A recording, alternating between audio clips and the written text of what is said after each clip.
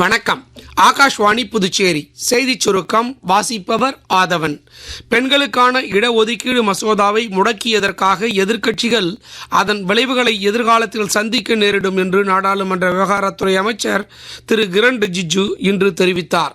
புதுடெல்லியில் செய்தியாளர்களிடம் பேசிய திரு கிரண் ரிஜிஜு, இம்மசோதா நிறைவேறாமல் போனதற்கு பொறுப்பானவர்கள் தண்டிக்கப்பட வேண்டுமா இல்லையா என்று கேள்வி எழுப்பினார்.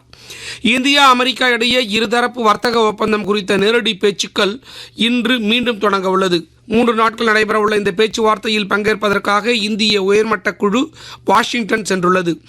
திரு தர்பன் ஜெயின் தலைமையிலான இந்திய குழுவில் வர்த்தகம், சுங்கம் மற்றும் வெளியுறவு அமைச்சங்களைச் சேர்ந்த அதிகாரிகள் இடம்பெற்றுள்ளனர். ஹோர்முஸ் ஜலசந்தி அருகே அமெரிக்க கடற்படையின் முற்றுகையை மீற முயன்ற ஈரானிய கொடி ஏந்திய சரக்கு கப்பலை அமெரிக்கா வலுக்கட்டாயமாக பறிமுதல் செய்துள்ளதாக அமெரிக்க அதிபர் திரு டொனால்ட் ட்ரம்ப் தெரிவித்துள்ளார்.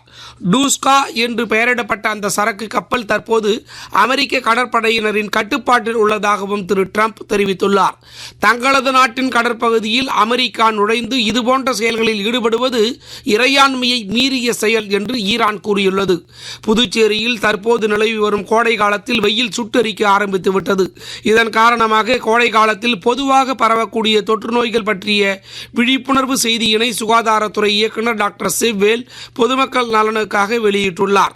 புதுச்சேரி வில்லியனூர் தானியங்கி துணை மின் நிலையத்தில் பராமரிப்பு பணிகள் மேற்கொள்ள இருப்பதால் நாளை செவ்வாய்க்கிழமை காலை 9 மணி முதல் பகல் 2 மணி வரை கோபாலன்கடை, முத்துப்பிள்ளைப்பாளையம், அஜீஸ் நகர், பூமியான்பேட்டை, ஜவஹர் நகர் உள்ளிட்ட ரெட்டியார்பாளையம் பகுதிகளிலும், கணுவேப்பேட்டை பகுதிகளிலும், ஒதியம்பேட்டை, உத்தரவாணிப்பேட்டை, அகரம் மின்பாதை, ஆலங்குப்பம் மின்பாதை மற்றும் அதனை சார்ந்த பகுதிகளிலும் மின்தடை ஏற்படும் என்று மின்துறை அறிவித்துள்ளது.